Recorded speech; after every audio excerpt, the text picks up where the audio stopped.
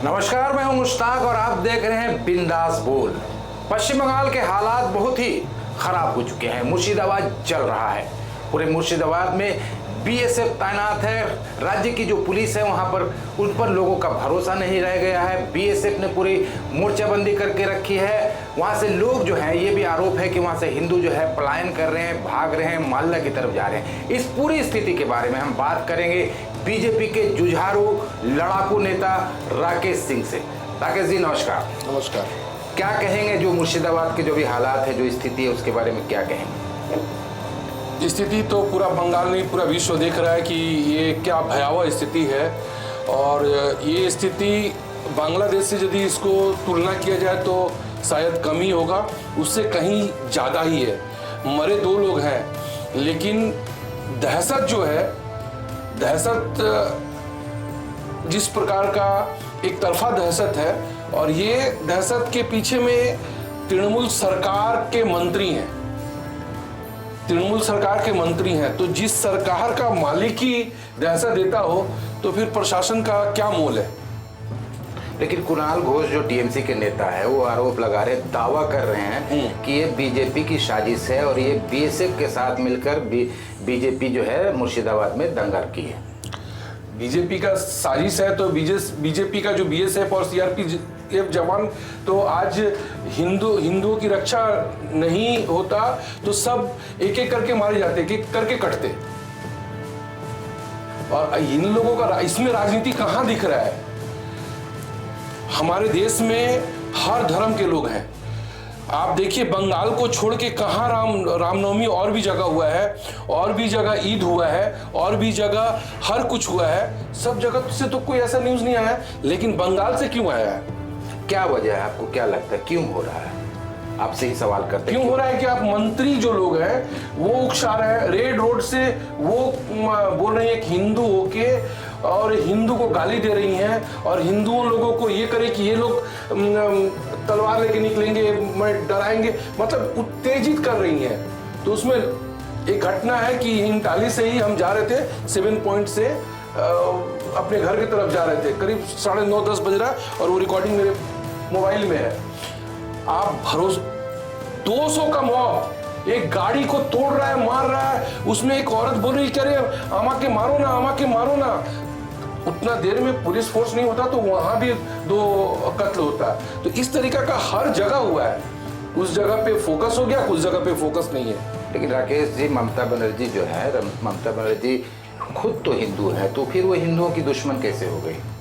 देखिए, यहाँ पे हिंदू मुस्लिम का राजनीति में हम नहीं जा रहे। आज यदि हिंदू के ऊपर अत्याचार हो रहा है तो प्रशासन जो गुंडे लोग हैं, जो आतंकवादी लोग हैं, उसके ऊपर कड़ा से कड़ा दमन करता तो ये चीज नहीं फैलेगा, कहीं पर भी नहीं होगा। लेकिन वो तो राजनीति वो चीज करवा रही है। बंगाली, बिहारी, मुसलमान, हिंदू, जब आप एक नमाज पढ़ रही है तो रामनवमी में क्यों नहीं आ रही है? रामनवमी में क्यों बोल रही है कि ये उत्तर प्रदेश का पूजा है, दुर्गा पूजा मेरा है, काली पूजा मेरा है? सब तो वही कर रही है। आपको क्या लगता है कि राजनीति के लिए, वोट बैंक के लिए? राजनीति में देखिए, राजनीति आज मेरा राजनीतिक जीवन, मेरा 56 साल उम्र है, जिसमें कि 30 साल मेरा राजनीतिक जीवन हुआ है। कम्युनिस्ट को भी हम लोग देखे हैं, ये पुलिस को भी देखे हैं, प्रशासन को भी देखे हैं, झूठा केस भी देखे हैं, हर कुछ से आज इस जगह पे आए हैं। लेकिन ये राजनीति, इतना गिरा हुआ स्तर पर राजनीति हम आज तक कहीं नहीं देखे हैं। लेकिन जिस तरह से गिरा हुआ राजनीति हो रहा है, आप आरोप लगा रहे हैं, आपको अक्सर देखा गया बहुत मुखर रहते हैं, जो भी हिंदुओं पर अत्याचार या आम लोगों पर अत्याचार, आप बहुत मुखर होकर आवाज़ उठाते हैं। लेकिन जो आप जिस पार्टी से बिलोंग करते हैं उसकी जो लीडरशिप है वो उस तरह से मुखर होकर आवाज़ नहीं उठा रही है। जिस तरह से अभी मुर्शिदाबाद का मामला है, बीजेपी को जिस तरह से ये मुद्दा उठाना चाहिए, अगर देखा जाए मीडिया अगर इस मुद्दे को नहीं उठाता तो शायद ये पूरी दुनिया इस मुद्दे को जान भी नहीं पाती। तो क्यों बीजेपी की जो लीडरशिप है इसमें नाकाम साबित हो रही है? इसमें हम सहमत हैं, आपके प्रश्न पर हम सहमत इसलिए हैं कि बहुत सा मुद्दा आज इन 5 सालों में हुआ है, और यहीं पर यदि ममता बनर्जी रहती तो बंगाल को आग लगा के रख देती। जो हम लोगों के नेता लोग सिर्फ इंतजार में ये रहते हैं कि कैसे अभिषेक बनर्जी को जेल में डाला जाए, कैसे ममता बनर्जी को जेल में डाला जाए। तो जेल का जो राजनीति है वो खौफ आज टीएमसी का खत्म हो गया। जेल से निकलने के बाद में वीर बन जा रहा है। वीर बना दिया जा रहा है उसको। तो ये राजनीति खत्म हो चुका है। रास्ता पर उतरना पड़ेगा। ट्विटर, फेसबुक, इंस्टाग्राम और ठंडा घर में जो राजनीति है, राजनीति नहीं चलेगा। वो राजनीति हम नहीं बोले, ये मेरा व्यक्तिगत मत है, मगर हम तो राजनीति को मैदान में राजनीति करते हैं। ठंडा घर में राजनीति एक अलग राजनीति है और मैदान में राजनीति अलग राजनीति है। बताइए कि कितने बड़े बड़े जो नेता जो अपने आप में, हम भारतीय जनता पार्टी की बात करते हैं, आज 107 केस है मेरे ऊपर में। हम जितने भी केस खाए हैं, चाहे वो कोई कहता होगा कोकीन केस, जीवन में हम चाय तक नहीं पिए। अब तो देखिए तुलसी का माला हम पहनते हैं, तो हम कितना कुकर्मी होंगे और कितना पुण्य प्रतापी होंगे, या दिखावा अलग बात है। जो एक ऑन कैमरा अलग इंसान जिंदगी जीता है और ऑफ कैमरा अलग जीता है, लेकिन चाय तक नहीं पिए, कोकीन का केस तक हम खाए हैं। और सुप्रीम कोर्ट तक थप्पड़ लगा कि ये केस एक कहानी है, फैब्रिकेटेड है। सुप्रीम कोर्ट बोल चुका है कि ये कहानी केस है, एक तो सजाया हुआ केस है। तो इससे, लेकिन मेरा 1 साल कौन लौटाएगा? जो जेल में हम गए वो कौन लौटाएगा? ये तो हम बीजेपी करने के लिए गए। 106 केस मेरे ऊपर में, 8-10 केस जो मेरा आल औलाद लोग, राजनीति से कोई लेना देना नहीं है, किसी चीज से कोई ये नहीं है, उनका दुनिया व्यापार है। लेकिन मेरे वजह से आज मेरे दोनों बेटा पे, परसों मेरी बेटी पे केस हुआ है। तो ये केस चलता रहता है पैनिक देने के लिए, क्योंकि मैं मुख्यमंत्री का विधानसभा से बिलोंग्स करता हूँ, वहां से नुमाइंदगी करता हूँ और 8 सीट में 5 सीट वार्ड हारी हुई है। वहां पर मेरा एक हॉकर चिड़ियाखाना पे बैठते थे, वहां पर 300, कहां बीजेपी, कौन नेता बीजेपी के लोग आए हैं एक तो हॉकर के लिए हटाने के लिए कि भाई क्यों उसको हटा दिया गया, ये सब तो बोले। तो आप सामाजिक मुद्दा पे यदि आप आवाज नहीं उठाइएगा, सामाजिक मुद्दा पे रास्ता पर नहीं आएगा, इससे बड़ा और सामाजिक मुद्दा हो क्या सकता है? राकेश जी, एक अभी हिंदू मुसलमान की तो राजनीति हो रही है। एक चीज अभी हाल में बंगाल में देखा जा रहा है कि बिहार और यूपी के लोगों को टारगेट किया जा रहा है, खास के वो किसी भी धर्म का हो।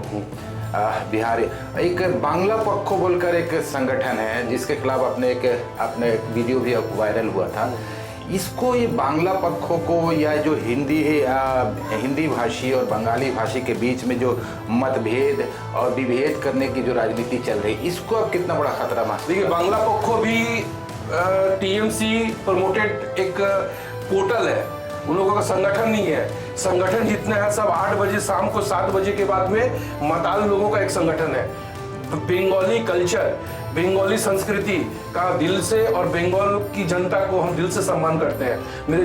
मेरे जिंदगी में बंगाल में ही जब हम पैदा हुए हैं, बंगाल का संस्कृति को ही दिन रात उठना बैठना सोना जगना बंगाली लोग के साथ है।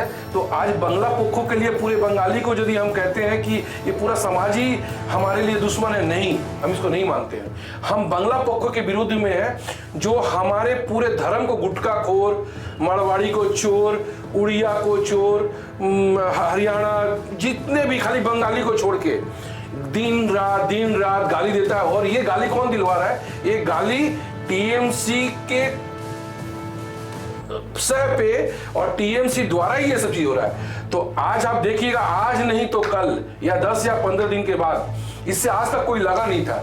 हमारे भी हिंदी भाषा भाषी बहुत नेता हैं, लेकिन उन लोगों का नहीं, चाहे वो टीएमसी में है, चाहे वो बीजेपी में है, चाहे वो कांग्रेस में है, उन लोगों को तकलीफ नहीं है। चलो एक तो बिहारी को बोला है, लेकिन मेरे पूरे बिहार समाज को ये बदनाम करता है, उसको लेके उसको हम, ये मेरा शपथ है अंदर में है, ये दिखाने के लिए नहीं है कि उसको हम प्रशासन को 2 बार 4 बार चिट्ठी लिख के दिए हैं कि देखिए ये हमारे पूरे समाज को गुटखाखोर, गुंडा, बदमाश कहता है। हमारे समाज में भी एक गुंडे हो सकते हैं, हमारे समाज में चोर हो सकते हैं, हमारे समाज में एक कुछ भी निकल सकता है, लेकिन ये पूरा समाज चोर तो नहीं है, पूरा समाज तो गुटखाखोर नहीं है। तो इसको आप बंद कराइए, और नहीं बंद कराइएगा तो कानून अपना हाथ में लेंगे।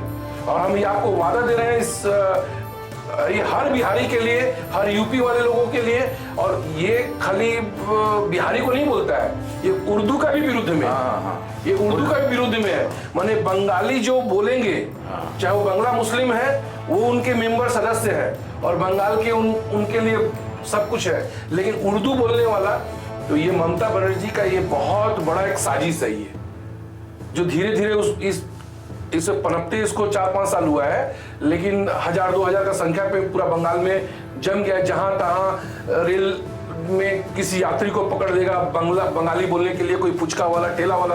अरे माँ का दूध पिया है तो हमारे ऐसे लोग हजारों लाखों में है, उसको उसका गाड़ी रोक, उसका घर के पास जा। हमारा तो घर है, वो जानता है मेरा घर का है, और उसका पता पे जहाँ पर रजिस्ट्रेशन है बंगला पक्को 83 चेतला हाट रोड, हम लोग वहां पे गए थे, लेकिन उसका कोई नाम निशान नहीं है। तो ये दीदी का साजिश है एक, और इसका चिंता हम आपके माध्यम से बोलेंगे। हर बिहारी को आश्वस्त करना चाहते हैं कि उसको खोज के निकाल के, यदि प्रशासन नहीं करता है तो ऐसा दवाई देना जरूरी है। राकेश सिंह, आप जिस तरह से मुखर होकर बोलते हैं, हिंदी भाषियों के सपोर्ट में आकर सामने आते हैं, जिसके ऊपर अत्याचार होता है उनके लिए सामने आकर आवाज़ बुलंद करते हैं, पार्टी लाइन से अलग जाकर आप आवाज़ उठाते हैं।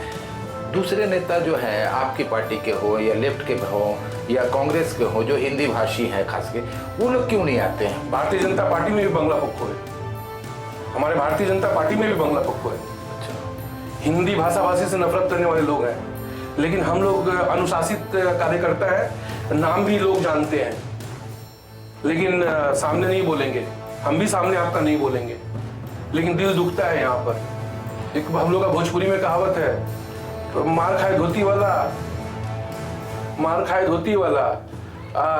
खाए टोपी वाला, खेत का एक गधा मार खाए जोल्हा। वो कहावत है।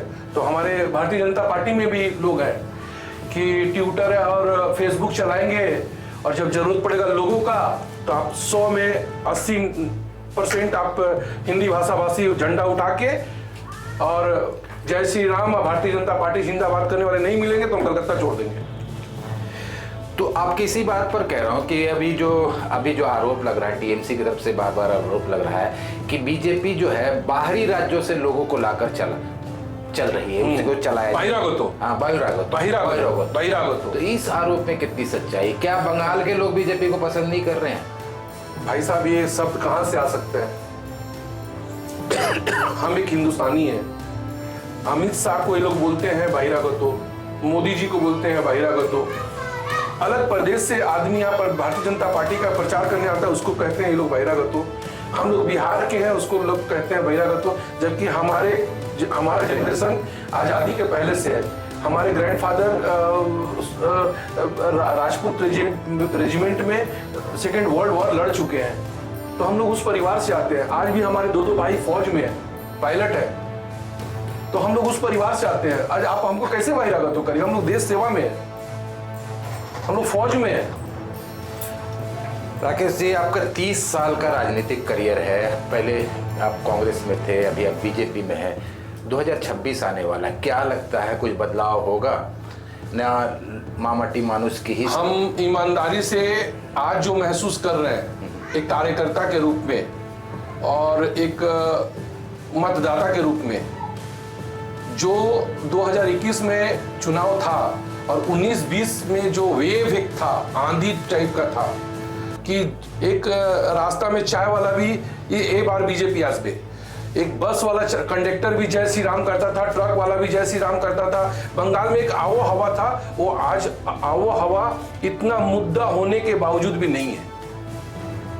तो मेरा ये कहना बेईमानी होगा कि 2026 में हम आ जा रहे हैं, तो मुंगेरी लाल का हम सपना देखने वाले हम बात नहीं करते। अभी वक्फ बिल को लेकर पूरे हिंदुस्तान में आंदोलन हो रहा है, मुर्शिदाबाद में मतलब कि लोगों की जान भी जा रही है। क्या लगता है कि बीजेपी पर ये जो आरोप लग रहा है कि अल्पसंख्यक विरोधी है, बार बार मुसलमानों को तंग करने के लिए ऐसे कानून बनाए जा रहे हैं, क्या लगता है कि वक्फ बिल जो है ये बीजेपी और मुसलमानों के बीच की दूरी को और बढ़ाएगी या मुसलमानों को करीब लाएगी? देखिए, भारतीय जनता पार्टी में मुसलमान लोगों को जो नफरत उन लोगों में बीज बो दिया गया है, हमारे विरोधी, चाहे वो आरजेडी हो, चाहे सपा हो, चाहे टीएमसी हो, चाहे कांग्रेस हो, वो अभी जल्दी हम लोग भरोसा उनके अंदर आ जाए। मोदी जी तो हम तो मोदी जी के मंत्र में चलते हैं, सबका साथ, सबका विकास, सबका प्रयास, सबका साथ, उस प्रयास से हम चलते हैं।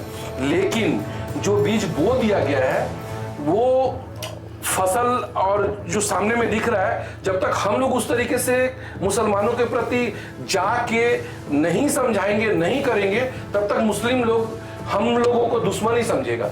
चाहे वो वक़्फ़ बिल हो, चाहे वो अयोध्या का मुद्दा हो, चाहे वो आपका 3 तलाक का मुद्दा हो, चाहे जो भी हो।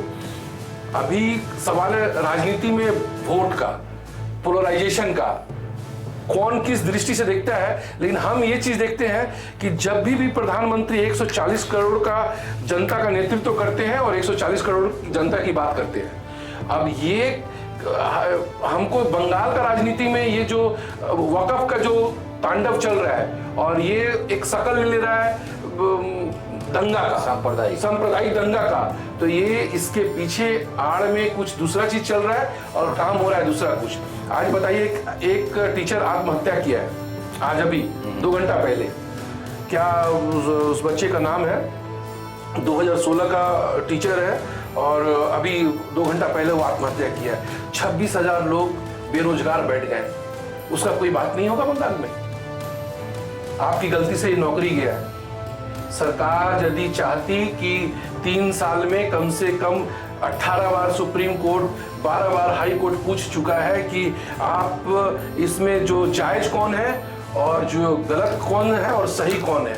तो दूध में आप कितना पानी मिलाए हैं, ग्वाला आप हैं, आप ही जानते हैं कि हमको पिलाए हैं और इसमें हम पिए हैं और हमको क्या आप मिला के पिलाए हैं वो आप जानते हैं। तो इसमें आप नहीं बता रहे हैं तो ये तो आपका कसूर है, इसमें तो कसूर आपका देखा जाएगा। ममता बनर्जी तो ये आरोप विकास रंजन भट्टाचार्य और आपकी पार्टी पर थोप रही है तो कि आप ही लोग की वजह से उनकी नौकरी गई। एक नायक पिक्चर है, हाँ।